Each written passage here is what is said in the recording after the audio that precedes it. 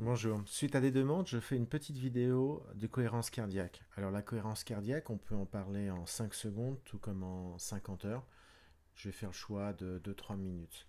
En même temps que je vais en discuter, je vais vous parler de ces logiciels où on se pose de plus en plus de questions, donc de biofeedback. Voici un capteur que je vais mettre sur le lobe de mon oreille. Ça, c'est une courbe précédente. Pendant 5 minutes, j'ai suivi le rythme de cohérence cardiaque en inspirant 5 secondes et en expirant 5 secondes. Je vais en faire un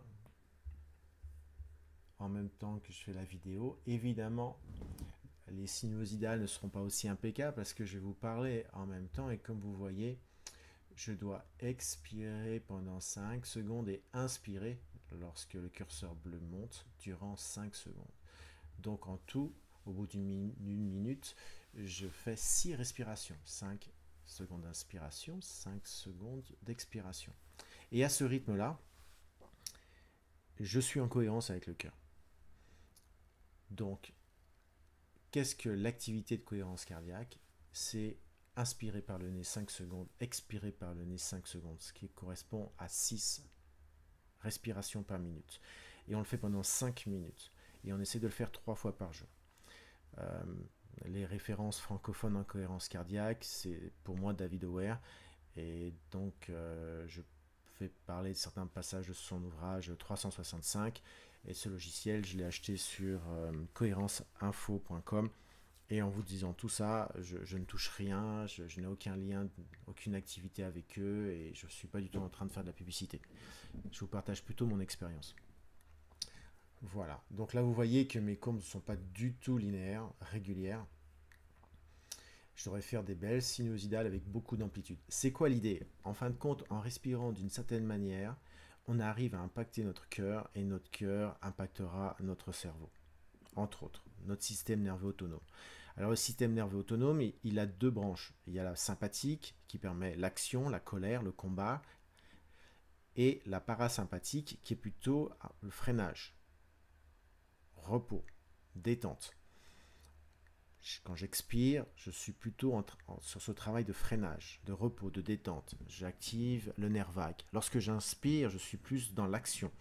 Inspirer avant de partir, avant de faire un sprint. Et lorsque vous êtes fatigué, vous allez plutôt expirer. Lorsque j'inspire, j'active plutôt le nerf cardiaque. Donc inspiration nerf cardiaque, expiration nerf vague.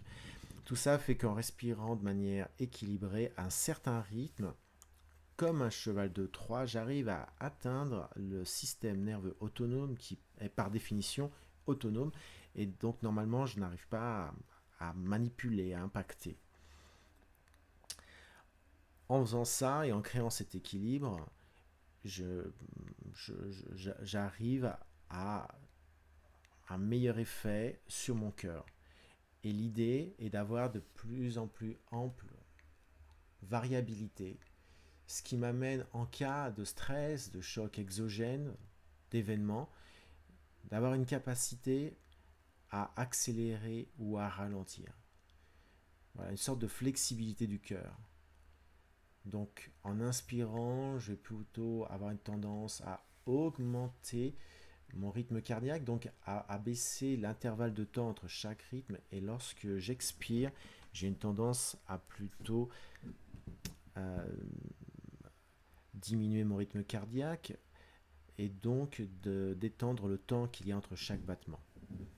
Et lorsque dans 10 minutes, un quart d'heure, je serai surpris par un klaxon ou quelque chose me fait peur, mon cœur va réagir avec beaucoup plus de flexibilité à ce type de choc. Lorsque vous êtes stressé, vous êtes automatiquement plus dans un état à être très surpris et à réagir, à surréagir par rapport à ce type d'événement. Voilà. Donc là, je tente d'augmenter ma variabilité cardiaque. Alors, il faut savoir que en respirant d'une certaine manière, on impacte le cœur. Le cœur est à la fois une machine qui produit des hormones, qui a ses propres neurones, qui va communiquer avec le cerveau. En pratiquant la cohérence cardiaque, vous maîtrisez plus la sécrétion de cortisol, qui est l'hormone du stress, la DHEA, qui, elle, est appelée l'hormone de jouvence, et quand on vieillit, elle a tendance à fortement diminuer.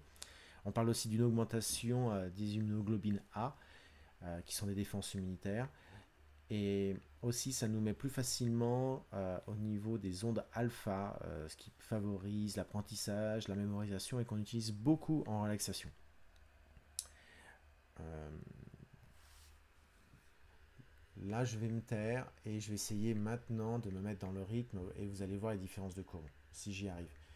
Là, vous voyez, il y a mon rythme cardiaque et nous en sommes à 4 minutes. Là, je suis dans le rouge, donc là, j'y vais.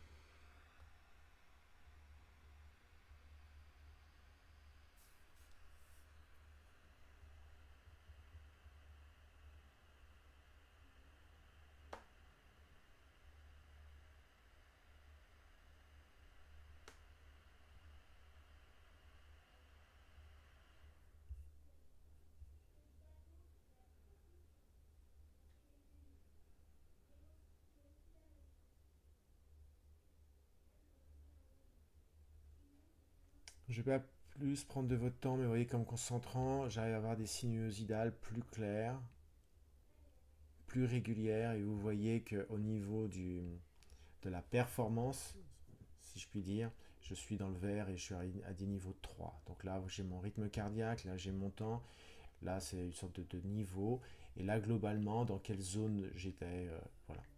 Évidemment, quand vous regardez le tout début, je parlais, vous voyez, les à-coups. Voilà. C'est très intéressant lorsque c'est fait régulièrement. Est-ce qu'il faut l'acheter pour faire de la cohérence cardiaque en tant que particulier? Je ne pense pas.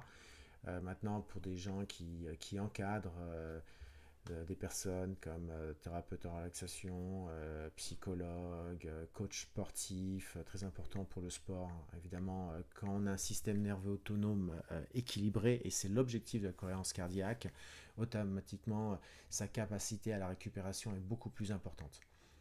Voilà. Si vous avez des questions, n'hésitez pas en commentaire, et je vous souhaite un très bon équilibre de votre système nerveux autonome. Au revoir.